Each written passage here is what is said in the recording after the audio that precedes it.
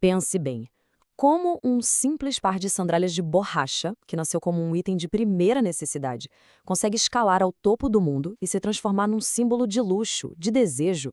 E, a pergunta mais importante, como esse mesmo império, depois de décadas dominando o mercado, se vê de repente no centro de uma guerra cultural furiosa num hipotético dezembro de 2025? É essa a pergunta que vai guiar a gente.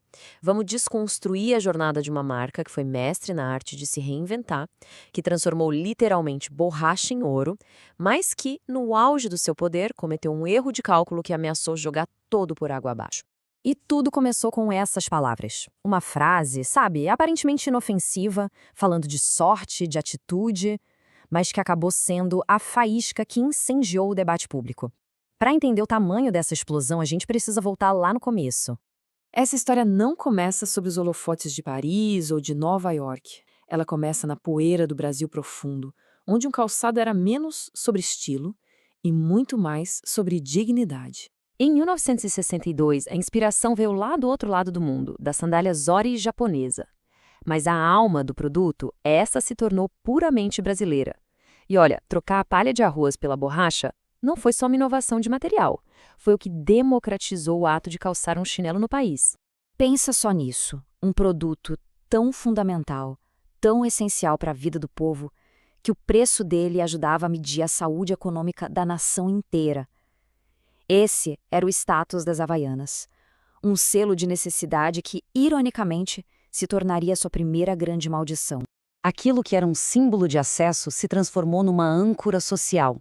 A frase "coisa de pobre" ecoava como uma sentença. Para a classe média que estava crescendo, usar Havaianas era dar um passo para trás. A marca estava presa na armadilha do seu próprio sucesso popular. Então, encurralada pelo estigma, a empresa não precisava só de um produto novo. Precisava de um milagre.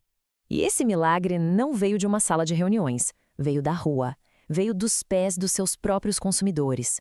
E aqui a gente vê a anatomia de um golpe de mestre. A empresa viu um ato de rebeldia dos jovens, virar a sola para mostrar a cor, não como um problema, mas como uma pesquisa de mercado gratuita. Eles não brigaram com o consumidor, eles ouviram o consumidor. E aí venderam a mesmíssima ideia de volta para ele, só que pelo dobro do preço. Simplesmente brilhante. Aquele ato simples de virar a sola não virou só o produto, virou o jogo. Com a barreira do estigma finalmente quebrada, o Brasil ficou pequeno. O próximo passo era o mundo. O mesmo chinelo que antes era item de cesta básica, agora estava desfilando em tapete vermelho e em vitrine de luxo. A brasilidade cool virou um artigo de exportação vendido a peso de ouro para uma elite global que queria a autenticidade.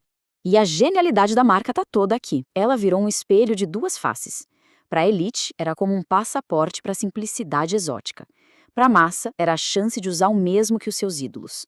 Por um breve e glorioso momento, uma sandália de borracha fez o que parecia impossível.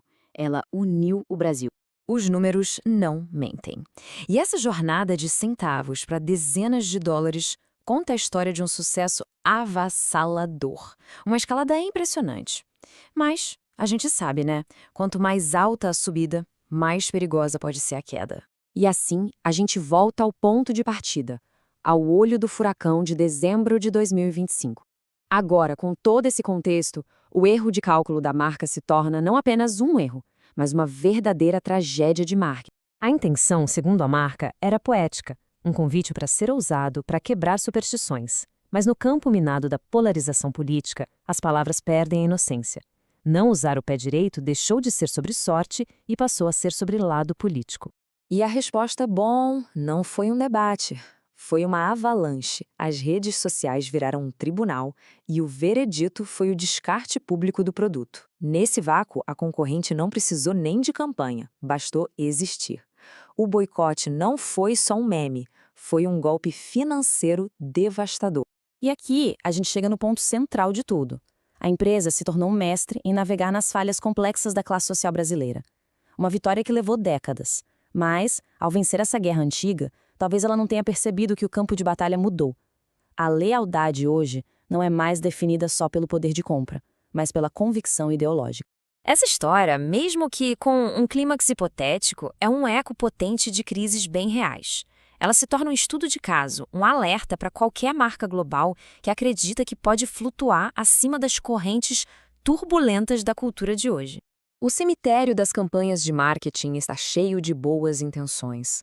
A Gillette aprendeu isso, a Bud Light sentiu impacto nos lucros, e as Havaianas, nesse nosso conto, se juntam a esse panteão de gigantes que, por um momento, subestimaram o poder de quem se sentiu ofendido.